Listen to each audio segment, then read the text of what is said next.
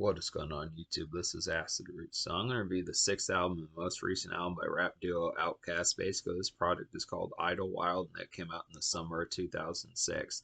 So the thing about this particular project is this is the fact that this is a pretty heralded, this is not heralded in terms like the acclaim it got. It's a good album just within the sense of it's about mixed in terms of the quality of it. But the thing about it is this is the most recent Outkast when they had a series of discs, not so much internal problems, but just the concept, like the controversy of just like wanting more records like Stankonia from way back in 2000.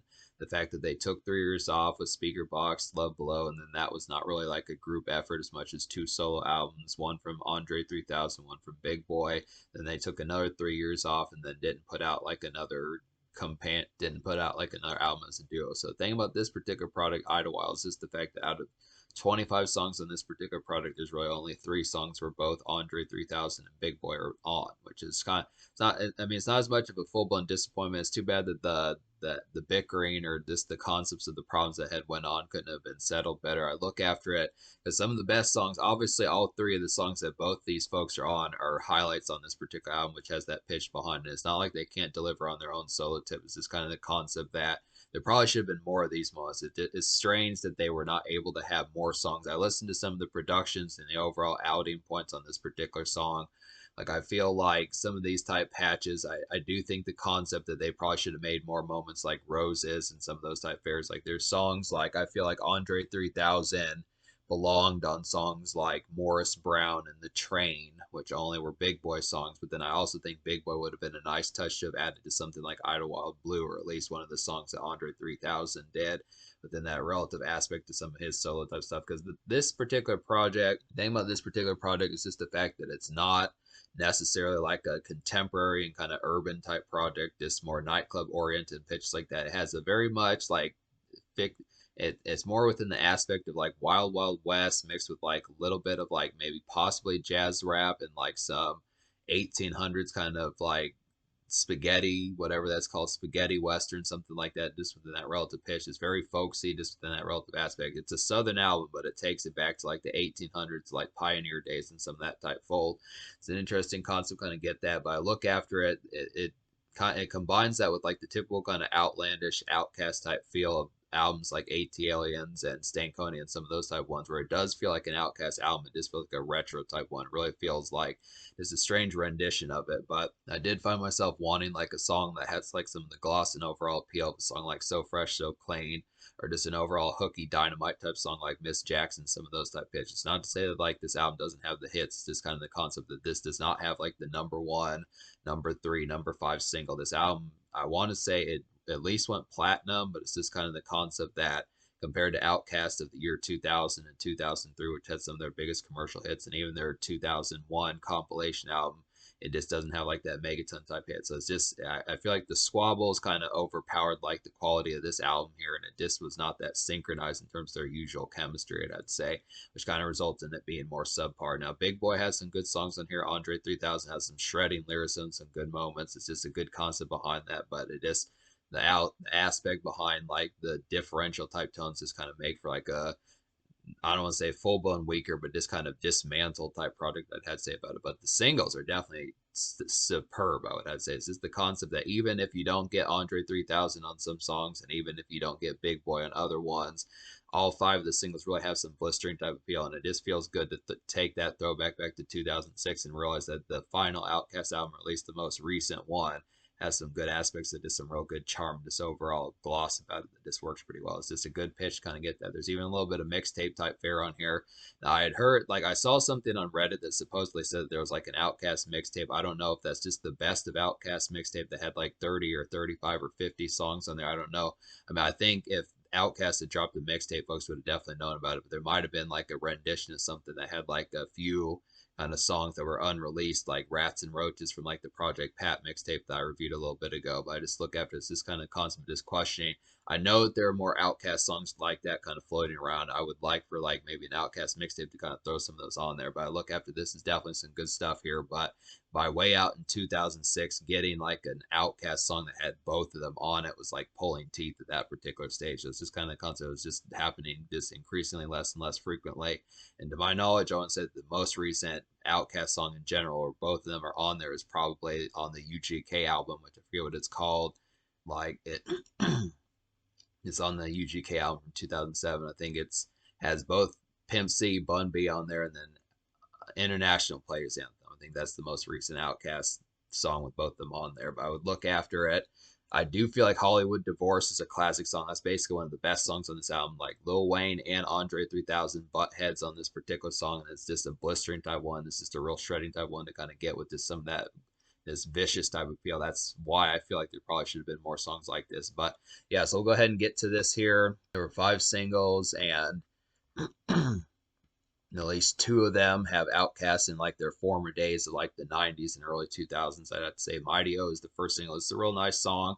Didn't used to listen to this one as much back in the day, but I do like this one quite a bit now. I'd say this is like a throwback kind of summer breeze, sports game, outdoor festivities song. I definitely would feel like this kind of like a mid-paced social song. I'd have to say a pretty good concept for that. It's like a Smoke One Razzler. I would definitely feel like so. It's just a concept, just a standard football game, baseball game, basketball game type. This is standard football game, baseball game, basketball game type pep to kind of get within that aspect. I just would have suppose is some standard outdoor festivities just to be a little bit stoned, some pictures like that. Just go and grab a hot dog or like some nachos, some of that type fare. Just enjoy the times. Get some beer in your system, some of those type fares, just to kind of have for like that relative gloss. I'd say it's a good concept for that. Definitely reminds me of Bombs Over Baghdad days as far as pitches like that kind of happens. It's the same sort of appeal. Not quite as energetic, but definitely a good it's kind of a camp. I feel like Mighty O is kind of like a campy Outkast type song just because it's not really as full blown appreciated nowadays times. This was not a song that hit like 15 or 5 on like the Billboard 100. It was barely like a top 80 single, I'd have to say. So this is the most recent Outkast song apart from Hollywood Divorce that had like any relative chart appeal. But this album really didn't do that terrific. I mean, getting platinum on this particular album compared to like Speaker Box, The Love Below, going like diamond and being one of the top selling hip hop albums of all time was just a differential type tone. But this is still a good song. This has the aspect just behind it. It's just kind of a campy Outkast song that really gets nary the attention that the rest of Outkast did in the early 2000s. Great song, just kind of underappreciated. Some good summer glaze. Morris Brown is the second single. Now I do feel like there probably should have been more songs with Outkast. I mean, I think everyone thinks this at this particular stage, but I definitely feel like Andre 3000 should have been on Morris Brown. It was just a simple enough thing to have kind of done, even if he only gave this particular song like 12 bars or just the basic. I think this concept probably should have been a little bit ironed out better. But Morris Brown is like a dope companion sports outing of a song, definite sports outing bop. I would feel like goes completely well with Mighty O. I'd have to say is basically needed Andre 3000 to be the icing on the cake for this particular one. There's like a modest kind of summer crunk type fare to kind of get here. So it's just a good 1-2 punch. Some of these football, baseball game type ones to kind of get here just within that aspect. It's some good outing type fare.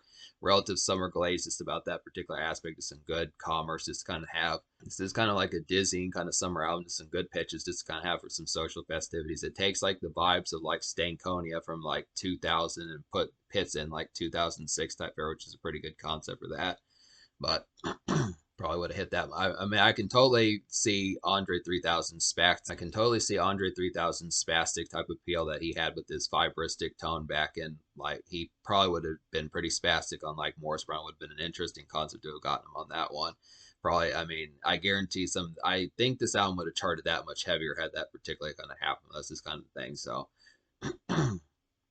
It's a good enough concept. Idlewild Blue, Don't You Worry About Me is another. Idlewild Blue, Don't You Worry About Me is the third single. This is a pretty nice one. This is an Andre 3000 solo song. This probably should have had Big Boy on here as far as pitches like that can happen, but I like the aspect of seeing what Andre 3000 could do post. Like for the most part, when people think of Andre 3000, I think, you know, obviously his big fan base, you think of songs like Roses, and you think of songs like Hey Ya, and you think of songs like that song like The Whole World, some of those type ones, some of his bigger hits where he really had like some good hook appeal. This is like a good glaze of that. I feel like this is a good song here, but this lacks like the overall commercial bite that he had in like the early 2000s pitches like that. This Andre 3000 between 2000 and 2004. It's a good song, I would definitely have to say, but I just look after dismantled, suppose I question even why he wasn't charted the way he was. I kind of felt like getting some Andre 3000 solo songs would have made a lot more of a splash and noise than it did at the particular time. But it is a good song. I would say this is like an outback kind of country rap pop glaze of a song. I would definitely feel like there's some good beer swilling, sunset gaze. I would definitely have to say has some relative pep on this particular song. It's just some good work shift relief. Yeah, Idlewild Blue definitely has some good southern charm about it as far as pitches like that kind of happen. Definitely fits like the spaghetti western type theme of most of this particular product. It has, say, some songs like Idlewild Blue, The Train, some of those type ones, PJ and Rooster, some of those type pitches. I do like the aspect of some of this like relative like pioneer era type Outkast as far as pitch like that can happen.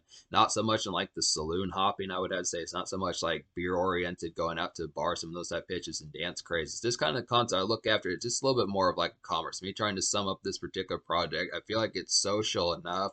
I definitely think the social score is going to get higher than the subpar kind of score I give this particular project, but I look after it like it does. It just has like the appeal behind it. I mean, Outkast has like character to be able to have it, so it's just kind of the concept. Despite the fact I do feel like there's some good smoking songs on here, which is a pretty good pitch. I look after there's a number of songs. Like I feel like the intro, the train, some of these type ones. Hollywood Divorce is an excellent smoking song. Some of those type pitches, but I look after it. This album is social, but it just lacks album cuts. We'll get to like some more of these complaints. I'm trying to nail this on the head, but it's just going to wind up taking 5 minutes to get my point across here. We'll get to that more. But Idlewild Blue is definitely a nice one. Some good work shift relief. This good beer swilling one. Probably one of the best songs off this particular album is Hollywood Divorce. This has Snoop Dogg and Lil Wayne on there. And this is primary Lil Wayne. This is dedication to and like father like son era Lil Wayne. So he was definitely shredding around this time. Mixtape era Lil Wayne, just eviscerating songs. And then getting Andre 3000, who's definitely continues to be seen as one of the heralded lyricists in the rap game, I have to say. So they clashed on this particular song. I mean, I feel like they're both good on here, just to say that aspect, but Lil Wayne definitely was pretty fiery. I think Lil Wayne around those particular days could definitely give Andre 3000 a run for his money. It's just kind of the concept about it. So this is definitely a thunderous song. There's like a vintage mixtape sound about this particular one. It's definitely has some lyrical snarl, I'd have to say. It reminds me of like the dedication days from 2006 type era. I'd have to say this the DJ Drama mixtape type fare is like an easy classic Outkast song, I'd say. So this is the sort of song that there needed to be way more of on this particular album. I'm just surprised that they didn't take to like the mixtape type vibe. I would have even, I mean, that's kind of why I wonder why Outkast didn't just compile like some unreleased songs and just give some loosies out there and put out like a basic kind of DJ Drama, Gangsta Grills type mixtape, something like that. It probably would have been downloaded like hotcakes. I think that probably would have gotten 1 million downloads probably back in 2006, 2007. There's plenty of things they could have done with that. Would have been a pretty good aspect. Would have been definitely could have bolstered this particular project. Just had to be a lot further. But at least Andre 3000 and Big Boy are both on this song. It's surprising that Snoop Dogg's on here, but he fits the song pretty well as well. But Lil Wayne definitely has a shredding verse, and Andre 3000 does as well. The whole song is good. Some real mixtape type fare. And then The Train is a nice song. This is a song I remember from back in the day. I used to really like this one. It's a real nice bop on here. This is a Big Boy only song, but it works extremely well. It's like a glimmering kind of Outkast sunset haze of a song, I'd have to say.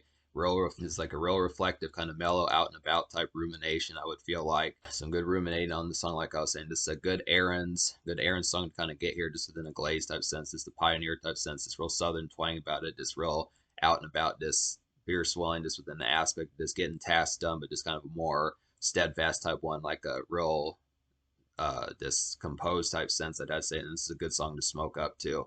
So look at this, a good swisher just in like the summer glaze. This pitch like late August, September when the golden days are coming out, the leaves are starting to change colors. Just some real crispness about it. Just get like some Popeyes, some of that type fare, get some Burger King, some of those type pitches, get some Captain D's. Just what I'd say, some good aspects. Just kind of have for some of that. Real nice one to smoke up. This is another one that I feel like Andre 3000 probably should have been on. I definitely feel like the compatibility about this particular product. There's just some ones on here where this is like a real shame of a situation. The fact that this just did not happen. I feel like some of these, when you look back in retrospect, it's easier to do it now more so than it was in 2006. I mean, folks probably thought that back 18, 17 years ago, but to look after it nowadays, it's like it would have been that simple to have had some of these type of songs and just had the appeal. I feel like Andre 3000's introspection probably would have hit this song pretty heavy just to have been able to have done it. Would have been a nice kind of glimmering type one. It really works like a moody type song. It's just a real reflective one. It's probably one of the album's standouts apart from Hollywood Divorce and Mighty O, I'd have to say. Definitely some excellent concepts. Really has an excellent kind of this glimmering type production on here. But yeah, there's 25 songs on this particular album, and minus like the 4 interludes and skits, there are some songs that are kind of differential type ones that kind of feel like interlude type songs, but are actually just Andre 3000. I feel like shorter songs, but they're just kind of more kind of dramatic type songs that just have some of that instance. I feel like this album was supposed to be the soundtrack to a movie. The movie came out in 2006. I remember seeing it back in the day. It's actually a pretty decent one to kind of get, but this is kind of the companion piece towards it. But the Idlewild album is kind of the companion piece to the movie, despite the fact that this is just more full blown music. I'd have to say, but I look after it. So basically, out of 25 songs in here, minus the 4 interludes and stuff like that. There's 20 songs on here, so there's about 5 skits. I'd have to say, so out of 20 songs, I wound up recommending 8. Out of 20 songs on here, I wound up recommending 8. So that's the pitch behind it. It's kind of subpar within that relative sense. So basically, I'll recommend the 8 songs I recommend on here, and then we'll get towards it. So the 8 songs I recommend would be Mighty O, Morris Brown, Idlewild Blue, Hollywood Divorce, The Train, Intro, which is not actually a song, but it's just a real nice intro to kind of mess with here. In Your Dreams, and then PJ and Rooster. So basically, to talk about some of these, the intro, like I was saying, is a real nice concept. Did like this one here. It's like a clever intro from like the people's perspective. I have to say, this is more like the fans' point of view as far as pitches like that kind of happened. Just folks that kind of were going to see the Outkast Idlewild movie and knew about the Outkast album. It's like a good, this like some good movie theater convo. I would definitely feel like just the basic kind of in between nowadays to roll up some good and get some snack, and just a good in between nowadays to just roll up some good and get some snackage and some pitches like that. I'd say just a relative good concept for that. It's kind of real nice peppery type one to kind of have for some of that. It's a good mellow out type one to kind of get and smoke a nice one, something like that. Get like some nachos. The Outkast member's not actually on the song, but it was clever. I liked it. It's talking about the Outkast movie. Good concept. In Your Dreams is a nice one. This is another one that I feel like, I mean, you're going to find that a lot of these songs I recommend, I do think that Andre 3000 should have been on them, but that's just kind of par for the course. I think everyone else thought that as well. But In Your Dreams at least has Janelle Monáe and Killer Mike on there. So that's kind of like a good substitute. I feel like Killer Mike is at least a pretty solid substitute for Andre 3000. But I think I definitely think that songs that Killer Mike was on that should have been all 3 of them on there, like it was on like the Whole World from like 2001. That would have been an excellent concept. But In Your Dreams is basically like a blue blood kind of wide awake noise. I would feel like this is like a rattled kind of get situated and late day errands of a song. I'd have to say some definite late day errands commerce, I would say, and it's just good for this particular song is good for like a lousy day. Yeah, this particular song In Your Dreams is just kind of one for more of like a bad hair day, some pitches like that, not full like worst day, just horrid day, but just kind of a concept where you're a little bit ruffled today, kind of like, well, what the hell, what the heck, some of that type of stuff. It's kind of maybe someone pissed you off at like drive through, something like that. Maybe you got your hamburger with ketchup when you didn't want ketchup, just something like that, or just someone pissed you off at work, some of that type fare. I mean, the lyrics of the song convey a little bit more of a worse mood towards that, but it's just kind of a ruffled type day, just to kind of get situated. Definite good song to kind of smoke one and ease out a bit. I'd have to say just kind of concept, just a little bit ruffled and just kind of listen to. Just some basic kind of commerce, I'd have to say, just last minute errands to kind of get done, some of that type fare, and just a more kind of busybody type tone. But yeah, Andre 3000 definitely should have been on that one. And then PJ and Rooster, the third of the 3 Outkast songs that have both members on it. It's a nice one. It's like a nightbound kind of after hours commotion of a song. I'd have to say it's like a definite pick up supplies, get like some Crown Royal, some pitches like that, get some nachos, some of that type fare. Nice residential feel about this particular one. It's like a nice residential feel good song, I'd have to say. And it's definitely like a nice song for like a good day, I'd have to suppose. So just a nice concept. Some real nice demon time type energy, just going, hitting up Taco Bell, some of those type pitches, getting some gas station nachos, some of that type fare, getting like a Butterfinger, something like that. Just a good aspect of just getting some good times, figuring out what's going to happen. Just some night smoke. It's just standard residential local night traverse as far as that particular kind of happens. Calling up some homies just to get some PlayStation music going as far as pitches like that kind of happen. It's from real nice commerce to kind of have for like some demon time. I would definitely feel like this is a good concept for that for 2006. This is another example. I feel like all 3 of the Outkast songs on here are just examples of why the fuck didn't they have this sort of chemistry throughout the rest of the album. I mean, I like the concept of these particular songs on here. I feel like with the Andre 3000 stuff, at least Idlewild Blue is an excellent type rendition, but I just feel like the energy behind this, it's just very, it just doesn't feel on point this time. I mean, it's on point in terms of the quality of the songs that you get, but I just look after it as far as being able to say, I kind of question when you listen to the rest of some of these songs on here like that I don't recommend. I kind of think that some of these just kind of feel dismantled and just don't feel Outkast caliber as far as the pitch is going to happen. When you separate the good songs from the bad songs, it just is like it's 2 different worlds as far as getting that. When they have these moments, the Outkast, and just to say that the Outkast songs as a group, they definitely nailed these and knocked these out of the park. But some of these type moments, especially the more Andre 3000 moments, not to bash Andre 3000, but I feel like a lot of these moments just didn't compare. I don't know what people think of the Love Below album from 2003. I know at least had a series of singles on there like, Hey Ya and Roses and some of those type ones. I want to say there was like another one he at least attempted as a single. There were 3 singles off of the Love Below and 2 from Speaker Box, but I had to say it just felt like Andre 3000 just had more vivacious kind of glow in 2003 that just didn't have that same appeal this time. It was actually Big Boy that stood out more often. I mean, they definitely stood out when they're both together, and Andre 3000, of course, has the shredding lyricism on the songs that he's actually on, but he's just not quite as boisterous and overall hook riddled and just overall commercial bound on this particular product. It just felt like the dismantlement kind of had that. But the songs are good. The songs that are good are definitely good. It's just kind of the concept that the rest of this project this is really poor. So just to talk about some of these, like yeah, this there's too many to list in terms of the concepts of how many of these songs just don't really jump off the page. I'd say like there's some poor organized noise productions on here. I feel like songs like Peaches and NDU just don't really jump off the page as far as that particular one goes. They just feel like Stankonia era leftovers that just are not quite as compelling. There's some kind of Western type ones like the Janelle Monáe Call the Law, and like there's another one, like I want to say there's like one other one on here that kind of has like some of that Outback type feel, some of those type ones, but a lot of these just don't have much ferocity. And I feel like in terms of the era of what happened, it almost makes Outkast stand out more of like a sore thumb, just because I feel like this should have been a more contemporary project. I definitely think the highlights on here, Mighty O, Hollywood Divorce, The Train, some of those type ones, and even like PJ and Rooster, I'd have to say, and Idlewild Blue, I would definitely have to say. Some of these concepts, I feel like they should have capitalized on some of those and been able to figure out like further moments. I don't know if they were trying to stick with like an old Western kind of theme and just more Outback kind of deeply Southern, kind of more in like the 1800s type aspects as far as getting that, but I just look after it. It just did not, it needed some contemporariness, and I was expecting more from like the organized noise production group as far as pitches like that kind of happen. I mean, once again, just to solidify this, I feel like the kind of country, I feel like the country twang and like a pop rap type appeal of Idlewild Blue was definitely necessary, but they didn't really attempt that again. It was kind of like poor renditions of attempting some of that. I feel like it did. I mean, Idlewild Blue is at least a good song, but I feel like most people would probably just listen to Hey Ya over that, which is kind of a disappointment because that is a good song. Idlewild Blue definitely needs more attention. Mighty O is a nice one, but it just did not even crack like the top 70 of the Billboard 100.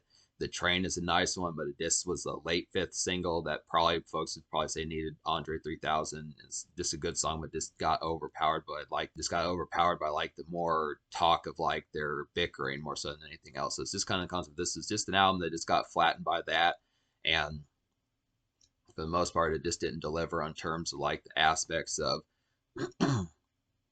being able to get more strengths. It needed like it definitely needed a song like Miss Jackson, just something with like a huge hook appeal. That particular song just needed something. If they were gonna do like that Outback kind of old West type spaghetti Western type stuff, they definitely needed a song that could have nailed that in terms of the dexterity of doing it. I mean, maybe they at least attempted it with Idlewild Blue, but I think it just needed like a megaton hook. I'm surprised that Andre 3000 just didn't come through for this particular project. Needed something like Hey Ya, needed something like Hey Ya, The Way You Move, Miss Jackson, Whole Wide World, some of those type ones definitely needed. It just didn't have like the standard Outkast kind of hit, I'd have to say. So it's this kind of concept. I mean, what you get is like for hardcore sense, you get like a pretty stellar Outkast album, but it still is relatively dicey in terms of like the full blend. This is not like a home run or anything close to it, I'd have to say. That's the concept. So I'm going to score this album, me basically recommending 8 songs out of 20 on here. I'm going to give this album like a 4.75 out of 10. I mean, I realize that that's pretty poor, but it's just a concept. I mean, once again, the songs that are good are definitely pretty good, but 8 out of 20 is really not that high of like a grade to really recommend with this. So I'd have to say with the Soja score, I'd have to say I'm going to give the Soja score like a 6.75 because these songs are pretty damn good. I mean, Hollywood Divorce, definite excellent song that slaps. Andre 3000's Idlewild Blue is definitely a good country pop rap type song to really get within like a extreme sense. Probably one of his better songs in recent times, and it's basically one of his most recent solo songs. Mighty O is like a classic, most recent Outkast with both of them on their type hit to kind of get in like a southern sports game type sense. The Train is a real nice reflective rumination and great one to smoke to. There's like minorly amounts of other good moments in terms of the album cuts, but there's at least 5 singles and just some good peppering type stuff to kind of get. But for the most part, it just is going to probably leave you a lot more hungry.